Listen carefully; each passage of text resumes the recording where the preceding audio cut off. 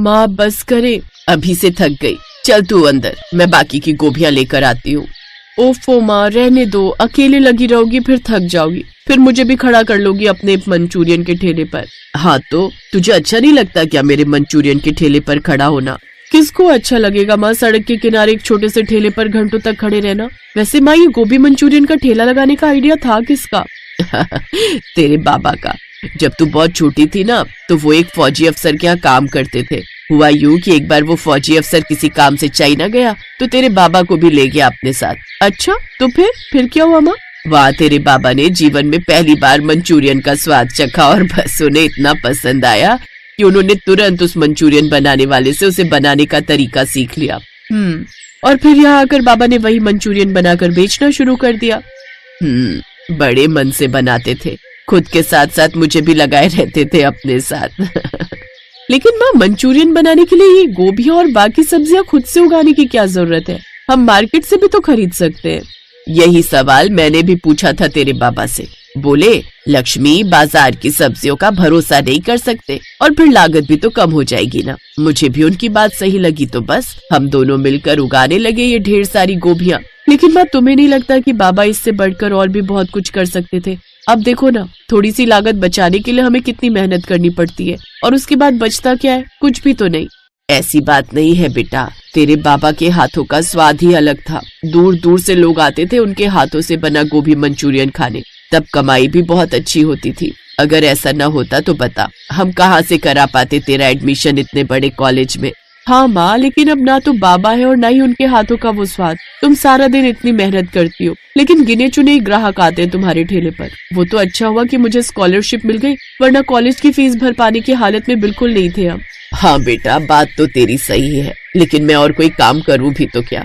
शायद मेरे सीखने में ही कमी रह गई, तभी तो ग्राहक कम होते गए हमारे। नहीं माँ, असल में हमारे आसपास अब कई अच्छे अच्छे रेस्टोरेंट खुल गए, जहाँ गोभी मंचूरियन के साथ साथ और भी कई चाइनीज डिशेस मिलती है, और फिर लोगों को बैठने के लिए बढ़िया जगह भी मिलती है। माँ, अब तुम खुद ही सोचो, कौन आएगा तुम्हारे ठेले पर खड़े होकर तुम्हारा सस्ता गोभी मंचूरियन खाने? अपनी बेटी नैना की बात सुनकर लक्ष्मी उदास हो गई। उधर नैना को भी ये देखकर बुरा लगा। असल में नैना और उसकी माँ लक्ष्मी की माली हालत बहुत अच्छी नहीं थी। नैना के पिता का खोला हुआ गोभी मंचूरियन का ठेला अब उसकी माँ चला रही थी, लेकिन इस काम में अब कमाई बिल्कुल ना के बराबर रह गई थी। दूसरी तरफ नैना शहर के एक अच्छे कॉलेज से होटल मैनेजमेंट का कोर्स कर रही थी। नैना, आज क्या लाई है टिफिन में? सैंडविच खाएगी? नहीं यार, सैंडविच तो मैं भी लाई हूँ, पर तू अपनी मम्मी के हाथ का गोभी मंचूरियन कब लाएगी यार? मैंने कितनी बार बोला तुझे लाने को। चुप कर, तू क्या चाहती है वो आकाश और उसके दोस्त मेरा और मजाक बनाए? जब से उन लोगों को पता चला है कि मेरी माँ गोभी मंचूरियन का ठेला लगाती है, सब के सब मुझे चिढ़ाते रहते हैं। अगर गलती से उन्होंने मेरे टिफिन में गोभी मंचूरियन देख लिया तो पता नहीं क्या करेंगे। अरे यार नैना, तू पागल है क्या? उन बेवकूफों के चक्कर में तू अपनी मम्मी को अंडर एस्टिमेट कर रही है। मैंने खाया आंटी के हाथ का गोभी मंचूरियन, सच में वर्ल्ड का बेस्ट गोभी मंचूरियन बनाती है वो। कॉलेज की कैंटीन में बैठी नैना और उसकी दोस्त विधि आपस में बात कर ही रहे थे कि तभी वहाँ लड़के लड़कियों का एक ग्रुप आया। एक साथ जोर जोर से आवाज लगाने लगे, मंचूरियन मंचूरियन मंचूरियन। मंचूरियन कैसा दिया भैया? वो क्या है ना मैडम, हम बहुत गरीब लोग हैं, तो आप बस 10 रुपए दे दो। हमें हमारी बेटी को शेफ बनाना है, तो उसके लिए पैसे चाहिए। ये है आकाश, जिसके बारे में कुछ देर पहले नैना और विधि बात कर रही थी। आकाश एक अमीर बाप का बेटा था। उसके पापा का होटल्स का बिजनेस था, तो अपने करियर को लेकर उसे कोई चिंता थी ही नहीं।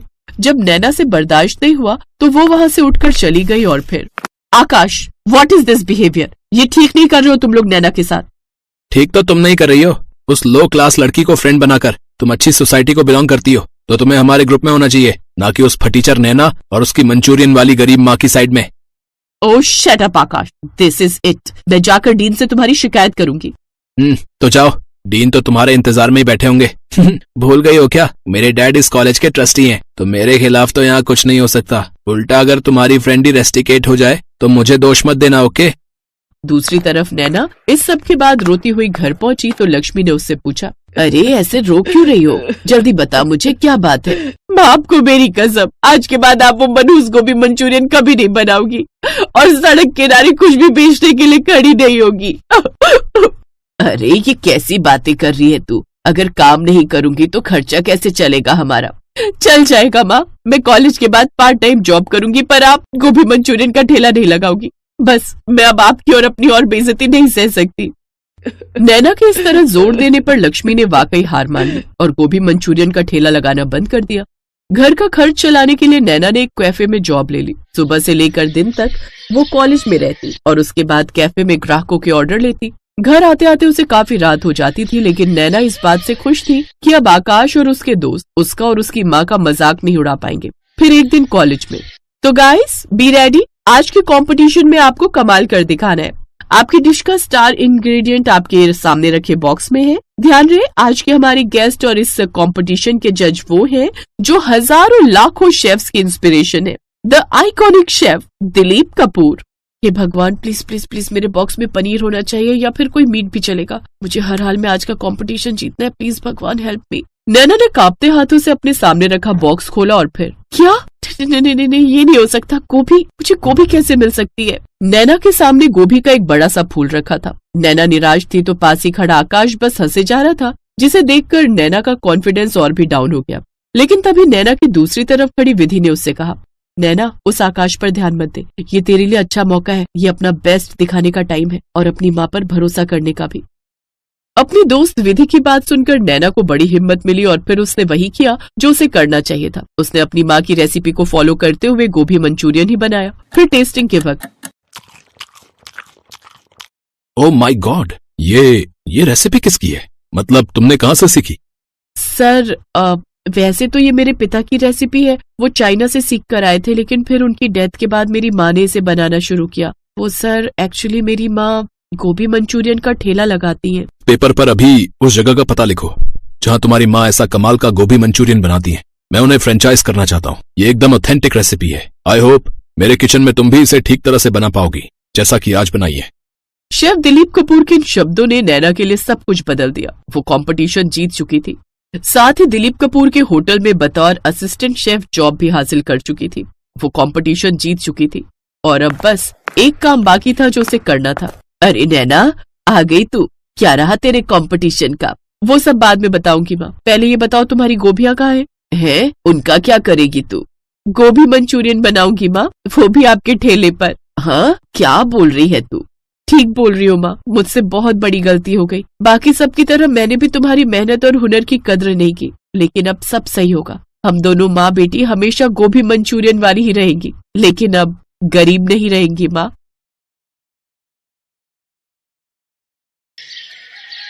सीता और गीता नाम की दो जुड़वा अनाथ बहनें अपने चाचा चाची के साथ रहती थी।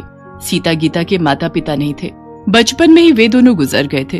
तब से सीता गीता अपने चाचा चाची के साथ ही रहने लगी। पर उन बेचारी अनाथ बच्चियों की चाची चंचला बहुत ही बुरी थी। वो उन दोनों को बिल्कुल नौकरानियों की तरह ही रखती थी। कहाँ रह गई दोनों? कितनी देर की बाजार से सामान लेने गई हुई हो, अब आ रही हो? चाची, रास्ते में तेज बारिश हो गई थी, इसलिए देर हो गई। ये चीनी गीली कैसे हुई? जरूर बारिश में थैली भिगोई होगी। चाची, राशन वाले भैया ने जो चीनी की थैली दी थी ना, वो फटी हुई थी, हमें पता नहीं चला, तभी चीनी में पानी चला गया। हमें माफ कर दो चाची। आज तुम दोनों की खैर नहीं, तुमने इतना नुकसान कर दिया। तुम्हारे माँ बाप हमारी छाती पर मूंग दलने के लिए तुम्हें दुनिया में छोड़ गए, खुद तो ऊपर चले गए और हमारे लिए मुसीबत छोड़ गए। चंचला, तुम्हें शर्म नहीं आती? बेचारी बच्चियों के साथ इतना बुरा व्यवहार करती हो, थोड़ा भगवान से तो डरो। अब तुम क्या चाहते हो? मैं मायके चली जाऊं? एक बार चली गई ना तो लौट कर नहीं आऊंगी, फिर ढूंढते रहना दूसरी। चंचला सीता गीता पर हमेशा ही हाथ उठाती रहती थी, जिस कारण वे दोनों बच्चियां रात के अंधेरे में सुबक सुबक कर रोती थी। एक रात दोनों ने घर छोड़ने का विचार किया। गीता, हम यहाँ नहीं रुकेंगे, चाची बहुत मारती है। हाँ हाँ सीता, तू ठीक कह रही है, हम कहीं दूर चले जाएंगे।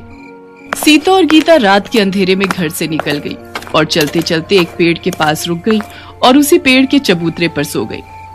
अगली सुबह उनकी आंख खुली तो उन्होंने देखा सड़क पर लोग गुजर रहे हैं। बहुत से ठेले वाले वहां पर खड़े हैं। सीता, बहुत भूख लगी है, चल हम कुछ खाते हैं।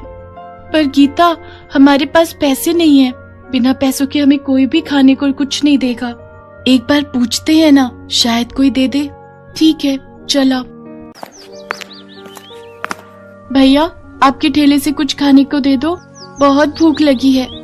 तुम दोनों के पास पैसे हैं? अरे देखो देखो, दोनों बहनें एक शक्ल की हैं, लगता है जुड़वा है। हाँ बिल्कुल, और लगता है दोनों अनाथ हैं। भैया पैसे तो हमारे पास नहीं है। तो मुफ्त में तुम्हें क्या मिलेगा? पैसे लाओ तभी कुछ खाने को मिलेगा। ठेले वाला अभी दोनों को डांट ही रहा था कि तभी एक व्यक्ति वहाँ आता है। भीमा, इन बच्चियों को एक एक पराठा बना कर दे, मैं पैसे दे दूंगा। शुक्रिया अंकल। तुम दोनों कौन हो बेटा? अंकल मेरा नाम सीता है और ये मेरी छोटी बहन गीता। हमारी चाची हमें बहुत मारती थी, इसलिए हमने घर छोड़ दिया। तुम्हारे माता पिता कहाँ हैं बच्चों? हमारे माँ बापू नहीं है अंकल, हम बचपन से ही अपने चाचा चाची के साथ रहते हैं। अच्छा अच्छा अच्छा, तो ये बात है। अच्छा भीमा, तेरे पास अभी नूडल्स के कितने पैकेट बचे हैं? 20 पैकेट और दे जाओ। बच्चों आओ, तुम मेरे साथ ऑटो रिक्शा में बैठ जाओ। ऐसे अकेले घूमना तुम्हारे लिए ठीक नहीं है बेटा। सीता और गीता उस व्यक्ति के साथ ऑटो में बैठ जाती है। उस व्यक्ति का नाम राजेश था। वो अपनी पत्नी के साथ मिलकर घर पर नूडल्स बनाने का काम करता था और नूडल्स के पैकेट बाजार में ठेले और रेस्टोरेंट वालों को सप्लाई करता था। सीता और गीता राजेश के साथ बातें कर रही थी, तभी राजेश के सीने में दर्द उठने लगा। क्या हुआ अंकल, आप ठीक तो हो? लगता है इनके दिल में दर्द उठा है, हमें इन्हें हॉस्पिटल ले जाना पड़ेगा। तो चलो अंकल, जल्दी से इन अंकल को हॉस्पिटल ले चलो। सीता गीता ऑटो वाले के साथ राजेश को हॉस्पिटल लेकर जाती हैं। ऑटो वाला राजेश को जानता था। वो राजेश की पत्नी को फोन करता है। वो भी तुरंत हॉस्पिटल पहुंचती है। कुछ घंटों के बाद राजेश को होश आता है। राजेश को डॉक्टर हार्ट में दिक्कत बताते हैं। राजेश सीता और गीता को पत्नी से मिलवाता है। अब कैसा लग रहा है जी? मैं ठीक हूँ संध्या, चिंता मत करो। ये सब तो जीवन में चलता ही रहता है। बाकी इन बच्चियों से मिलो, ये सीता गीता है। इधर आओ बेटा। ये दोनों बच्चियां तो देखने में बिल्कुल एक सी शक्ल की हैं। तुम दोनों जुड़वा हो? जी आंटी, मेरा नाम सीता है और ये गीता। अगले दिन डॉक्टर राजेश को छुट्टी दे देते हैं, पर पूरा आराम करने के लिए कहते हैं। राजेश को अपने काम की चिंता थी। वो परेशान था कि काम कैसे होगा। संध्या, माल बनाना, ले जाना, सब दुकानों पर डिलीवरी करना, ये सारे काम कैसे होंगे? सुनो, आपकी तबीयत पहले जरूरी है। पहले ठीक हो जाओ, तब तक हम जैसे तैसे गुजारा कर ही लेंगे। अंकल आप चिंता मत करो, हम आंटी के साथ हैं, हम आपके काम को रुकने नहीं देंगे। सीता बिल्कुल ठीक कह रही है। अंकल आप आराम करो, हम आंटी के साथ आपके नूडल्स के ऑर्डर को पूरा करेंगे। और फिर ऐसा ही हुआ। संध्या नूडल्स बनाती और संध्या सीता और गीता के साथ दुकानों और ठेलों पर नूडल्स के ऑर्डर डिलीवर करने के लिए जाने लगी। एक दिन सीता संध्या से बोली, आंटी जब हम नूडल्स के पैकेट तैयार कर सकते हैं तो क्यों ना हम अपना ही नूडल्स का एक स्टॉल खोलें। इससे कमाई ज्यादा होगी और हमारे खुद के बनाए हुए तरह तरह के नूडल्स बेचकर अच्छी कमाई कर सकते हैं हम। ये आइडिया तो हमारे दिमाग में कभी आया ही नहीं। कह तो तुम ठीक रही हो राजेश, मैं सोच रही हूँ सीता और गीता ठीक कह रही हैं। हम खुद के नूडल्स का स्टॉल खोलते हैं ना, शायद हमारी कमाई अच्छी हो जाए। ठीक है संध्या, पर बहुत मेहनत लगेगी। तुम्हें सुबह उठकर सारी तैयारी करनी पड़ेगी। स्टॉल पर सारा दिन खड़े होकर नूडल्स बेचने होंगे। क्या तुम ये कर पाओगी? मुझे बस आपका साथ चाहिए, और फिर मेरे साथ सीता और गीता जैसी इतनी प्यारी प्यारी बच्चियां भी तो हैं। और फिर संध्या ने सीता और गीता के साथ मिलकर अपने ही बनाए नूडल्स को तैयार करके बेचने के लिए एक स्टॉल किराए पर ले लिया। सीता और गीता जुड़वा बहनें थीं। लोग जब उन दोनों को स्टॉल पर संध्या के साथ नूडल्स बनाते देखते तो आश्चर्यचकित होते और वो स्पेशली उनके स्टॉल पर नूडल्स खाने जरूर आते। धीरे धीरे ग्राहक उनके स्टॉल पर बढ़ने लगे और संध्या के नूडल्स स्टॉल की अच्छी कमाई होने लगी। संध्या, सीता और गीता दोनों बच्चियां मेरे लिए बहुत भाग्यशाली बनकर आई हैं। सचमुच तुम दोनों बच्चियां मेरे लिए बहुत लकी हो। राजेश की तबीयत में सुधार आ जाता है। अब वो नूडल्स के पैकेट की सप्लाई के साथ साथ अपने स्टॉल पर भी नूडल्स बनाने में संध्या और सीता गीता की मदद करने लगा और वो सफलता को छूने लगा। एक दिन सीता गीता के चाचा ने उन्हें नूडल्स स्टॉल पर देख लिया। सीता, गीता, मैंने तुम दोनों को बहुत ढूंढा। मेरी बच्चियों, तुम घर छोड़कर क्यों चली गई? चाचा, हम चाची से मिले और दुख नहीं झेल सकती थी, इसलिए हमने घर छोड़ दिया। और चाचा, अब तो हमें माता पिता के रूप में अंकल आंटी भी मिल गए हैं। अब हम इन्हें छोड़कर कहीं नहीं जाएंगे। अब यही हमारे लिए सब कुछ है। सीता गीता की ये बात सुनकर राजेश और संध्या उन्हें गले लगा लेते हैं। आखिर उन अनाथ बच्चियों को माता पिता के रूप में राजेश और संध्या जो मिल गए थे, और फिर बच्चियों को आशीर्वाद देकर उनका चाचा आंखों में आंसू लिए चुपचाप वहां से चला जाता है।